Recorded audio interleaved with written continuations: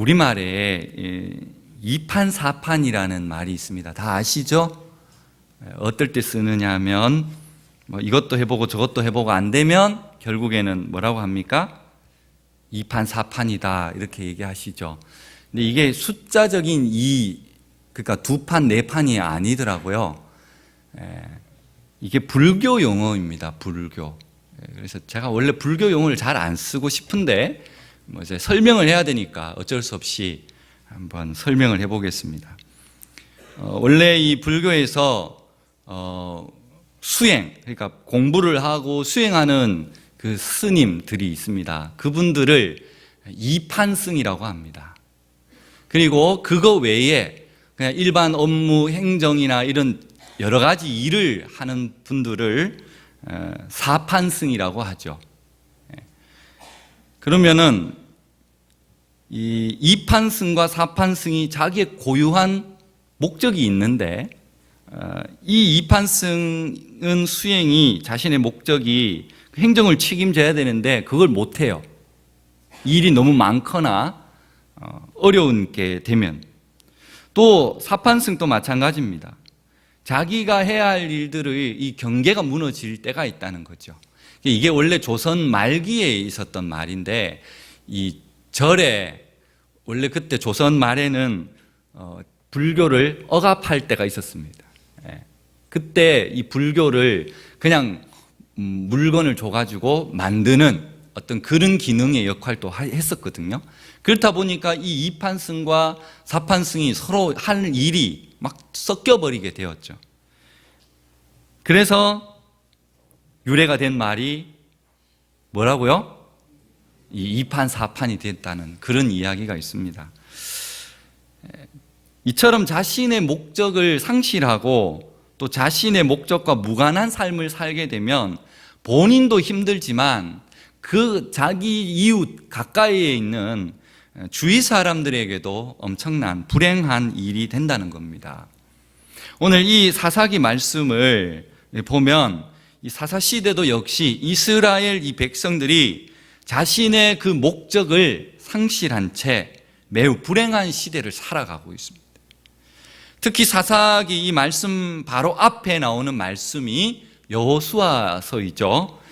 이 사사시대가 얼마나 불행한 시대인지를 잘 나타내주는 말씀이 바로 여호수아서 21장 43절 44절 말씀입니다. 화면으로 같이 한번 읽어보겠습니다. 화면 나옵니까? 예, 같이 읽겠습니다.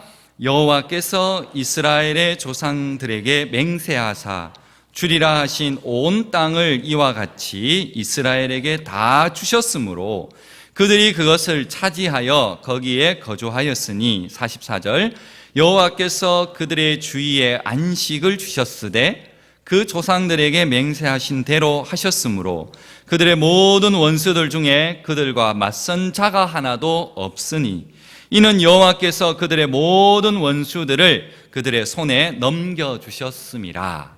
아멘. 하나님은 그랬습니다. 약속대로 이 이스라엘 백성들에게 가나안 땅을 선물로 줬습니다. 게다가 하나님은 이 가나안 땅만을 주신 것이 아니라 이스라엘 백성에게 안식까지 주셨다는 겁니다. 이스라엘 백성들이 누린 이 하나님의 안식은 결코 원수들이 넘볼 수 없는 그런 참된 안식이었습니다. 원수들이 결코 맞설 수 없는 그러한 평안을 이스라엘 백성들에게 주었다는 겁니다. 그런데 이 사사시대에 들어와서 하나님이 주신 이 안식을 이스라엘 백성들에게는 찾아볼 수가 없는 겁니다. 사사시대는 우리에게 이 이스라엘 백성들의 심각한 영적인 타락 상태를 보여주고 있는 겁니다. 사사시대는 안식은 온데간데 없고 오히려 이방인들의 압제에 오히려 하나님 말씀에 역행하고 있는 그런 어두운 시대라는 거죠. 약속의 땅 그 가나안에서 이스라엘 백성들은 안식을 전혀 누리지 못하고 더욱더 깊은 영적인 어둠 속으로 빠져가고 있는 상태라는 것입니다. 처음에는 이방인들이 이 압제를 해요. 그러면 이 이스라엘 백성들이 하나님께 부르짖고 회개를 하죠. 그때 삼손이 등장할 때는 오늘 말씀에도 보면 분명히 목전에 악을 행하였지만, 그런데 이 삼손이 나타났을 때는 부르짖는 회개가 없습니다. 이 사사기 중에서 이 삼손이 13장부터 16장까지 4장이 기록되어 있는데, 이 4장에도 부르짖음이 없지만 이후에 17장부터 21장 끝까지 봐도 전혀 부르짖음이 없고요, 거기에 또한 사사가 등장하지 않습니다.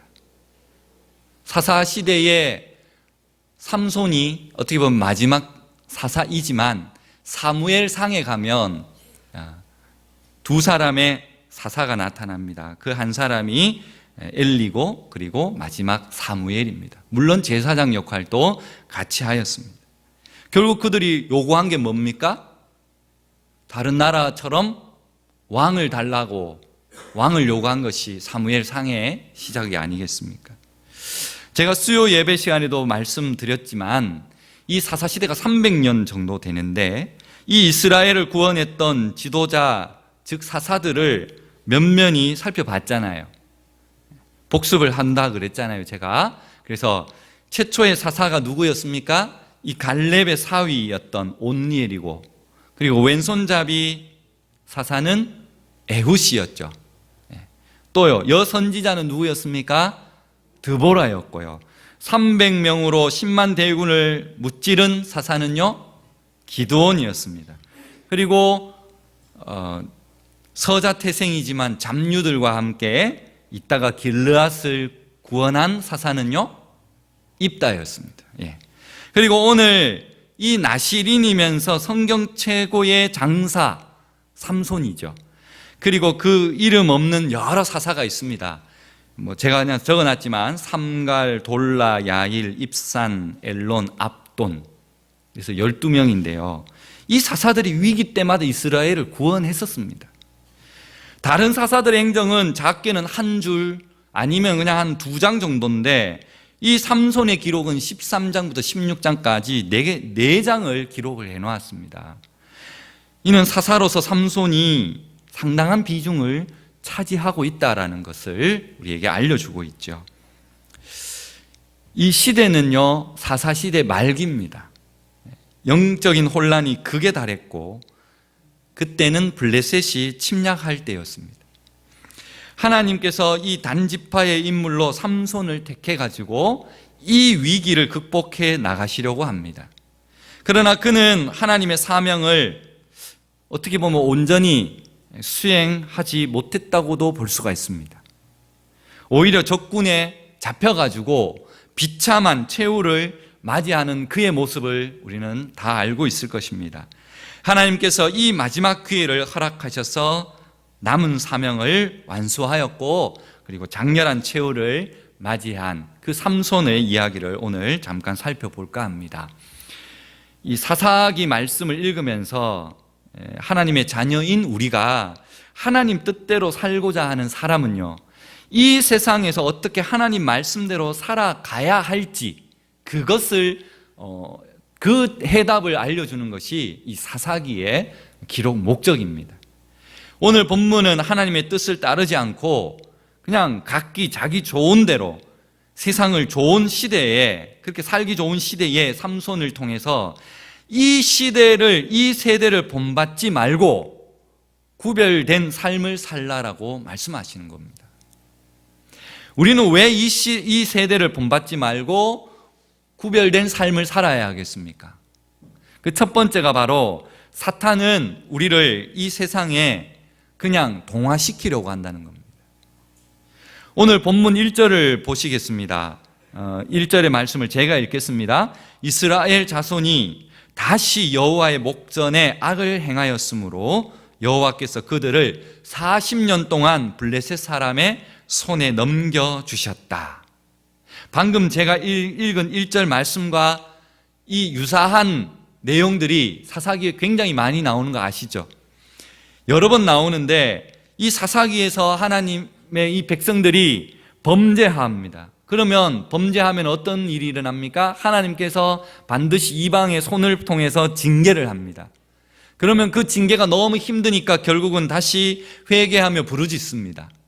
그러면 다시 그 하나님의 그 기도를 들어주셔서 그들에게 회복되는 그런 신앙생활을 반복되는 것이 이 사사기의 내용들입니다.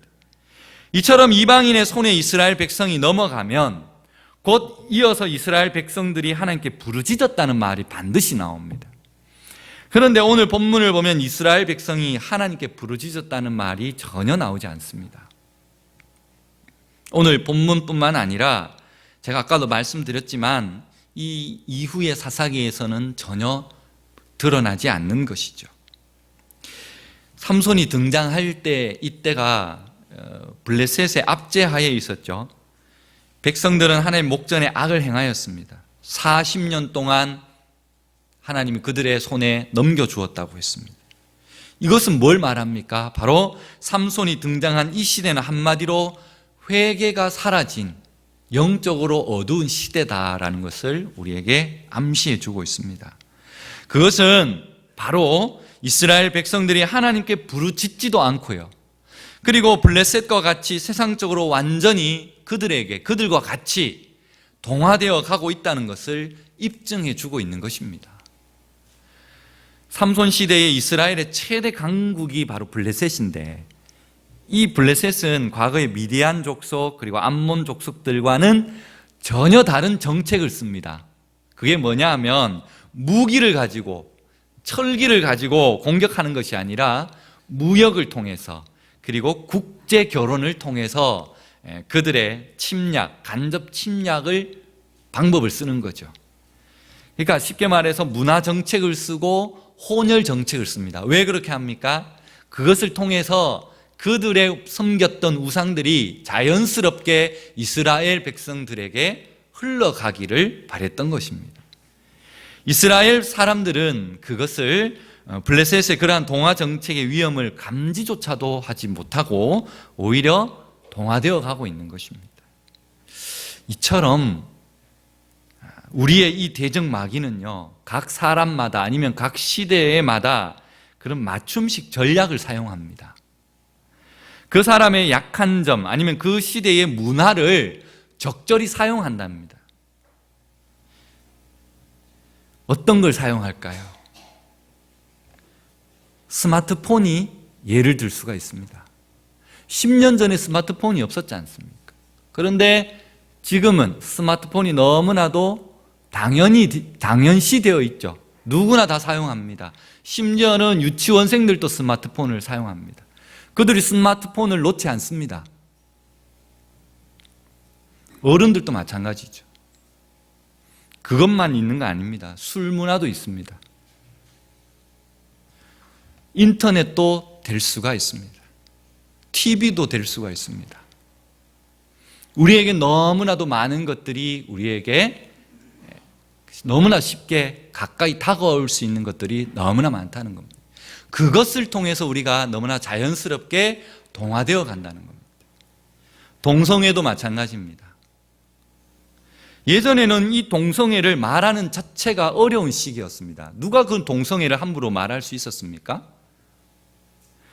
그런데 이것이 어느 날부터 커밍아웃 하면서 점차 이것이 언론을 통해서 아니면 TV 드라마를 통해서도 가끔 주제가 되거나 그렇게 다가온다는 겁니다. 점점 세상 밖으로 도출되어 나온다는 것입니다. 우리 가까이에 있다는 겁니다. 그리고 얼마 전에는 시내 동성로 퀴어 축제를 했었습니다. 그들만의 온갖 음란한 짓을 벌이고도 그것이 마치 성소수자들의 인권을 말한다면서 점점 밖으로 우리에게 가까이 다가온다는 겁니다. 뭘 노리는지 아십니까? 그것은요, 이겁니다. 우리에게 자꾸만 이걸 보여줘요. 처음에 우리는 그것을 보면 너무 충격을 받죠. 아, 저럴 수 있나, 너무 심하다라고 말을 합니다. 그러면 이렇게 반응을 하죠. 그런데 그걸 또 한 번 보여줍니다. 그러면 어떻게 됩니까? 충격을 덜 받죠. 조금 그냥 마음이 담담해집니다. 이미 경험을 했기 때문에. 그리고 또 보여줍니다. 그러면 그때는 어떻게 됩니까? 아무렇지 않게 그것을 대하게 됩니다. 이것이 바로 점점 동화되어 가는 것과 같은 겁니다. 타락한 문화를 통해서 우리를 세상에 물들게 하고 또 세상의 가치관을 받아들이게 한다는 겁니다. 이 호화찬란한 물질 문명을 통해서 우리의 관심을 하나님으로부터 점점 그것으로 빼앗기고 만다는 것입니다. 더 무서운 사실은 그리스도인들이 세상 속에서 자꾸 빠져들어가면서 그것을 눈치조차 채지도 못하고 있다는 사실이 너무나도 우리는 마음 아파해야 합니다. 사탄은 우리를 서서히 세상에 동화시켜서 세상과 똑같이 만들려고 합니다. 그 정도는 괜찮다라고 얘기합니다. 맛을 잃은 소금이 되게끔 한다는 것입니다. 그래서 이 시대를 영적인 눈을 뜨고 우리는 바라보지 않으면 그것을 올바로 분별할 수 없는 그런 시대가 되어버린다는 것입니다. 그것이 사사시대고 오늘 우리가 살아가고 있는 이 시대와 다를 것이 없는 것입니다. 이 세대를 본받지 말라는 그런 경고를 우리는 심각하게 받아들여야 합니다. 왜요? 우리는 잠시라도 이 하나님의 백성임을 기억하지 못하면 이 죄를 짓기에 너무나도 죄를 짓는데 쉽게 빠진다는 겁니다. 하나님께서 이스라엘 백성을 애굽에서 구원하여서 이 가나안 땅에 들어와서 기업을 얻게 하셨어요. 그리고 이 이스라엘로 하여금 여호와 하나님께서 그 하나님의 나라의 백성으로 삼았습니다. 그게 언제부터 있었습니까? 아브라함 때부터 불렀습니다. 그리고 이삭과 야곱을 통해서 이루셨고요. 그리고 그 이후에 이 이스라엘을 애굽에서 끌어내어서 그리고 시내산에서 언약의 백성으로 삼으셨고 그리고 결국에는 가나안 땅에 들여놓은 거 아닙니까? 언약의 백성이라는 것은 우리를 왕같은 제사장 나라로 그 사명을 잘 감당할 수 있게끔 우리를 불렀다는 얘기입니다. 구원받았다라는 것은 하나님의 자녀가 되었다는 의미 아닙니까? 인간이 구원을 받아서 하나님의 자녀가 되었다면 더 이상 우리는 죽음의 세계에 지배받지 않고 영원한 생명을 누릴 수 있게 되었다는 것입니다. 생각해 보십시오. 영생이라는 것, 영원한 생명, 영생. 이거는 그냥 시간적인 오래 사는 것을 얘기하지 않습니다. 비참하고 고통스럽고 영원토록 사는 것은 그것은 지옥에서 사는 것과 마찬가지입니다. 오히려 죽는 것이 나을 수도 있습니다. 그렇지만 지옥에서 죽을 수도 없는 것이지 않습니까? 구원받은 하나님의 백성은 영적으로 생명력이 있는 상태입니다. 다시는 질고도 없고 슬픔과 눈물도 없으며 고난을 겪지 않고 그리고 생명수 강가와 그리고 생명나무 과실이 충만한 가운데 하나님과 영원히 함께 사는 것을 말하고 있습니다. 할렐루야. 이스라엘은 이것을 저버린 것입니다. 가나안 족속과 그리고 이방 나라의 그 부요함을 사모한 것이죠. 그들과 짝하기를 원했습니다. 어떻게 했느냐 하면 사사기 10장 6절입니다. 어떻게 되어 있냐면 우상의 목록이 7가지 나옵니다. 제가 읽어보겠습니다. 이스라엘 자손이 다시 여호와의 목전에 악을 행하며 바알들과 아스라롯과 아람의 신들과 시돈의 신들과 모압의 신들과 암몬 자손의 신들과 블레셋 사람들의 신들을 섬기고 여호와를 버리고 그를 섬기지 아니하였다라고 기록합니다. 오늘 우리 그리스도인의 삶의 능력은 바로 구별된 삶에서 나오는 것입니다. 그리스도인이 세상과 닮으면 닮을수록 우리는 그러한 능력을 다 상실해버립니다.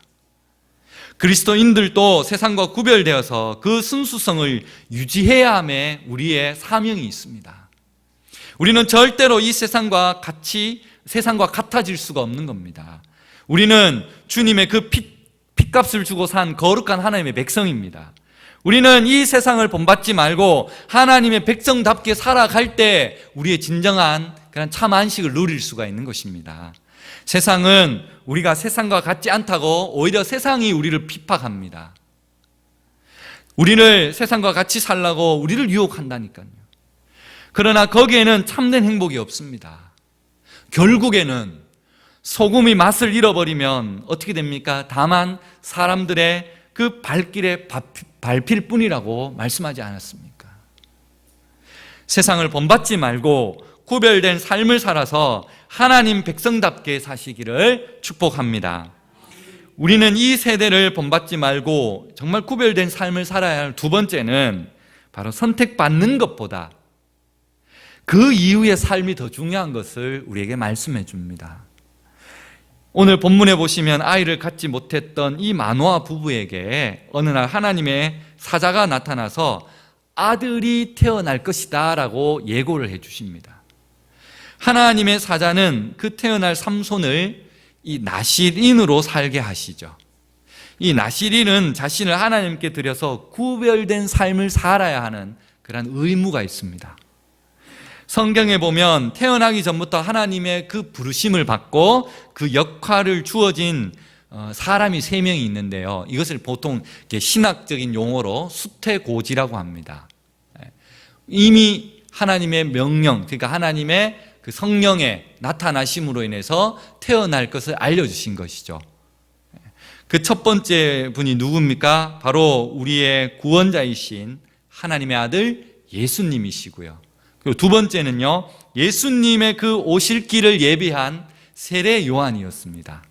그리고 세 번째가 바로 오늘 본문의 주인공인 삼손이지요. 이 세 사람 중에 요한 예수님은 태어나기 전부터 이 귀한 사명을 끝까지 잘 완수하셨습니다. 그런데 삼손은 조금 다른 것 같습니다. 어릴 때 제가 이제 성탄절이 되면 이렇게 TV에 명작 극장 이런 거 하잖아요. 영화. 보통 성탄절에 어떤 영화를 본 기억이 나십니까? 뭐 벤허, 쿼바디스, 다윗과 요나단, 가론 유다, 예수님, 그리고 빠진 게 하나 있는데 누구죠?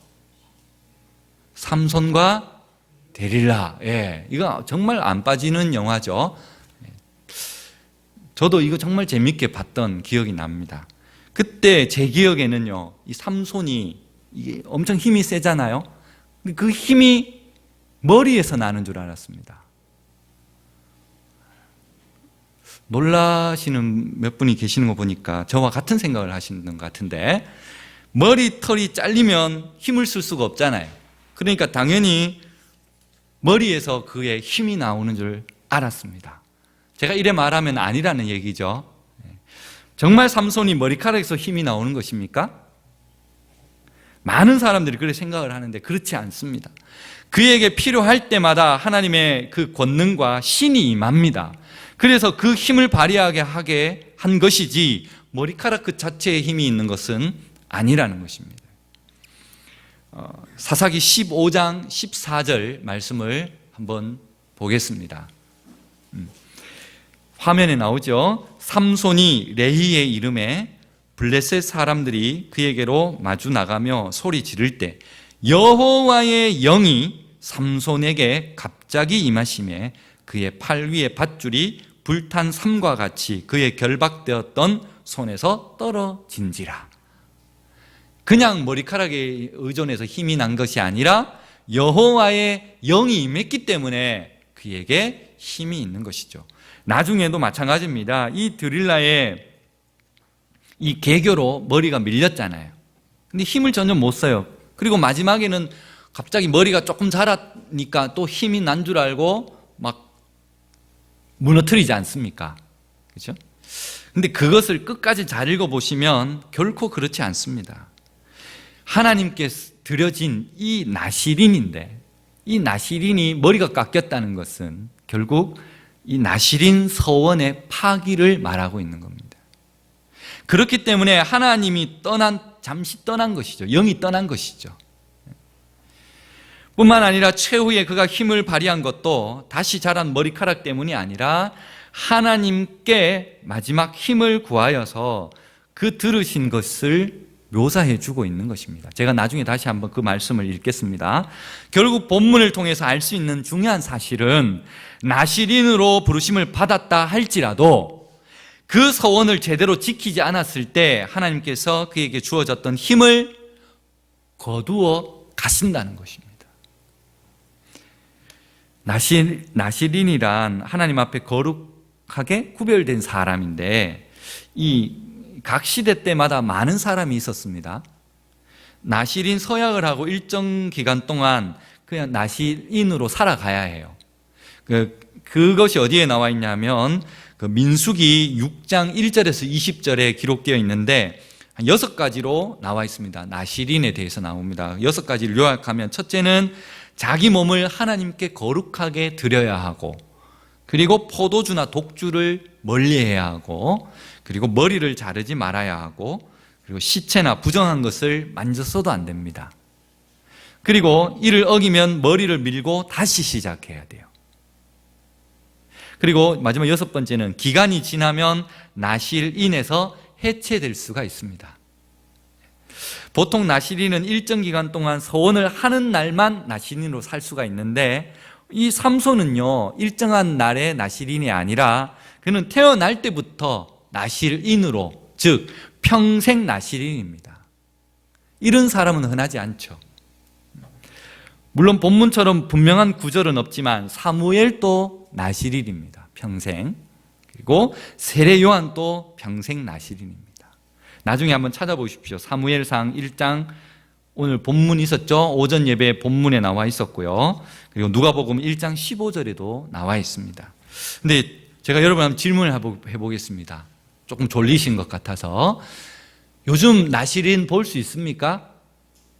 나실인 보신 분 있습니까? 없죠? 저는 본 적 있습니다. 제가 총신 다닐 때 함께 공부한 목사님 한 분 중에 나실인이었습니다. 근데 머리는 짧았습니다. 그럼 뭐지요? 이름만 나실인입니다. 이름이 낫인데 실인입니다. 거짓말 아닙니다. 제가 여기서 거짓말 할 수는 없잖아요. 저랑 같이 공부했던 목사님 중에 나실인이 있었습니다. 근데 더 재밌는 것은 그분의 여동생이 있는데 여동생 이름이 뭐냐 하면 나옴입니다. 아주 성경적인 이름으로 지어주셨던 것 같아요. 아버지께서. 자녀들의 이름을 잘 지어야 합니다. 그분은 어디 가서 나쁜 짓 할 수가 없겠죠. 그죠? 만약에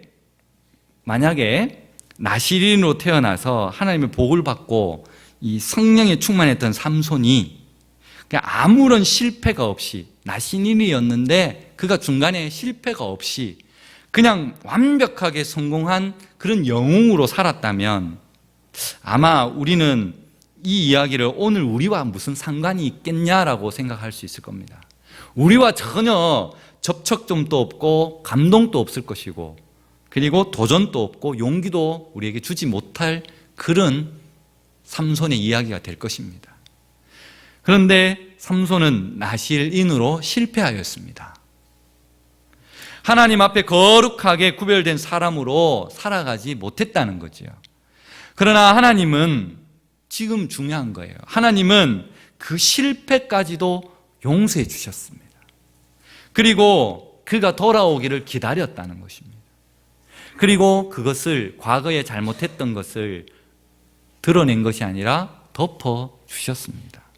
그리고 그의 부르짖음의 기도에 귀를 기울여 주십니다.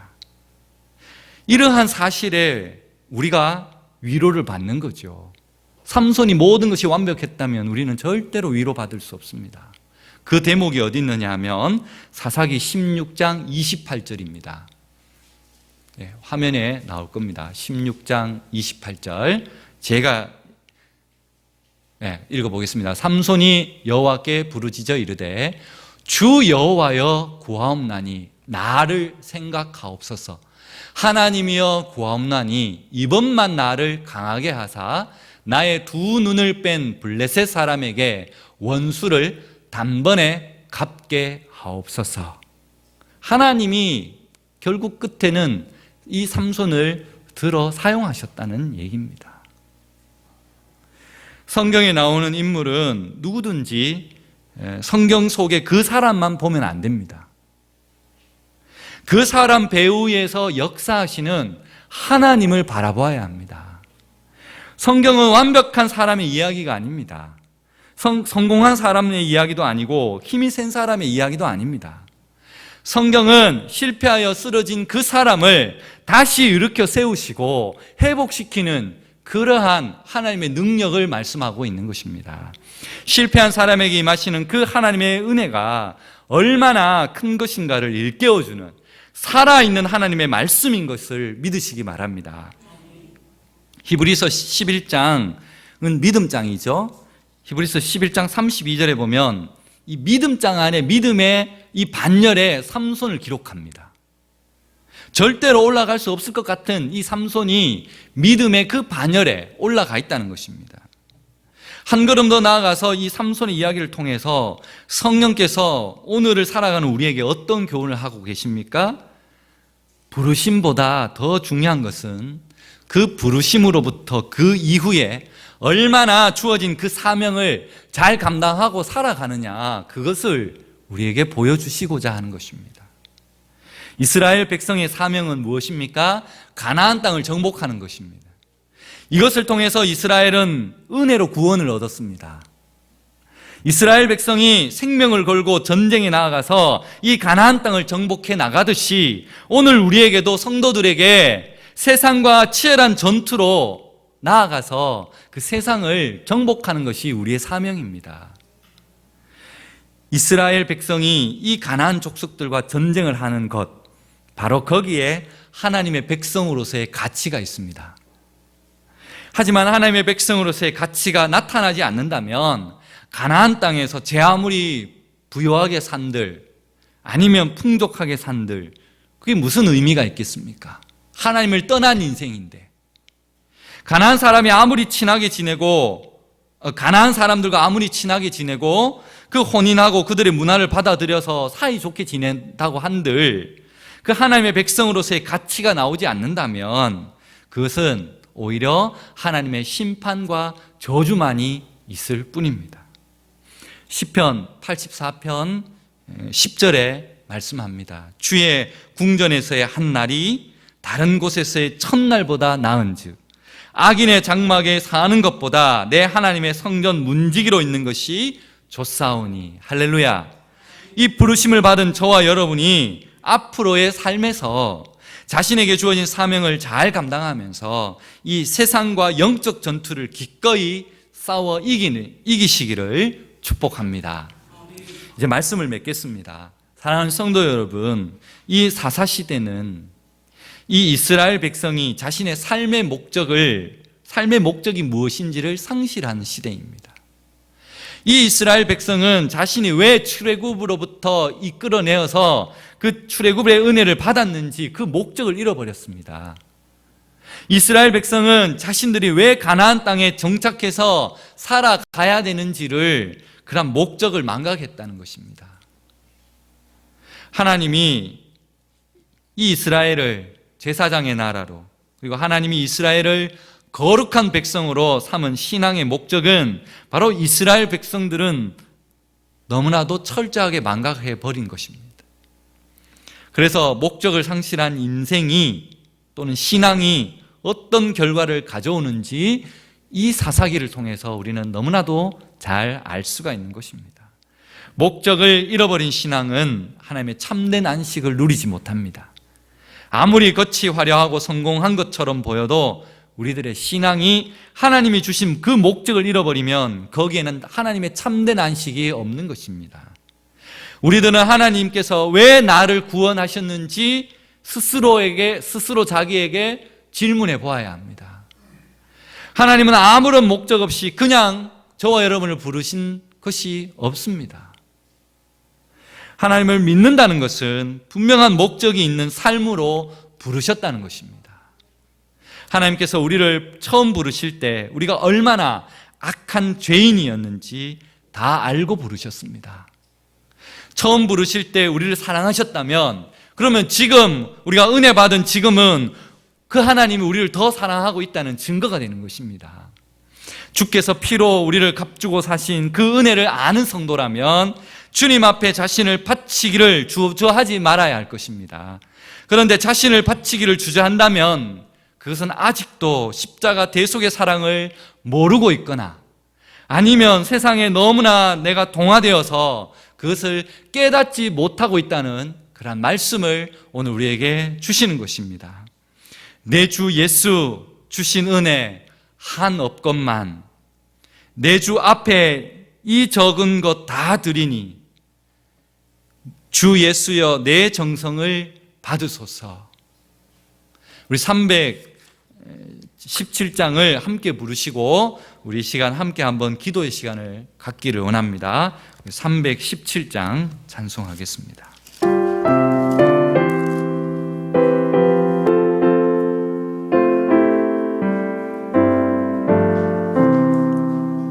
내 주 예수 주신 은혜 한 없건만 내 주 앞에 이 적은 것 다 드리네. 주 예수여 내 정성을 받으소서. 주 날 위해 보배로운 피 흘리사 그 귀하신 생명까지 다 주시네. 내 tör한 몸 이 생명을 왜 아끼랴. 주 예수께 빚진 것이 한 없건만 나 주 위해 드린 것은 참 적으네. 주 예수여 너그럽게 보옵소서. 날 위하여 십자가에 피 흘리신 주 예수의 은혜로서 인치시고 내 모든 것 주의 소유 삼으소서. 주 날 위해 그 귀한 몸 버리사 이 내 몸을 피값으로 사셨으니 내 생명도 주 예수께 바칩니다. 그렇습니다. 많은 사람들이 주의 은혜와 사랑을 알지도 또 깨닫지도 또 감사치도 않고 불평과 원망과 낙심과 좌절 속에 살아가는 이유가 무엇이겠습니까? 우리가 예수님을 믿고 하나님의 자녀가 되었지만 그 십자가의 고난과 아픔을 삶의 현장에서 경험하고 깨닫기 전까지는 주님의 진정한 은혜와 사랑을 우리는 알지 못합니다. 자꾸만 세상과 동화되어 가고 있는 우리들의 모습 속에서 그 부르신 그 하나님의 사랑과 은혜를 생각하면서 우리도 실패할 수가 있다는 것을 아셔야 합니다. 그러나 실패하고 쓰러진 우리들을 하나님은 다시 일으키시고 용기를 주시고 새 힘을 주셔서 우리에게 주신 그 사명을 잘 감당하도록 도우심을 믿고 나아가기를, 또 이 악한 세상과의 영적 전투에서 능히 이기고도 남기를 우리 한번 생각하면서 다시 한번 기도하겠습니다.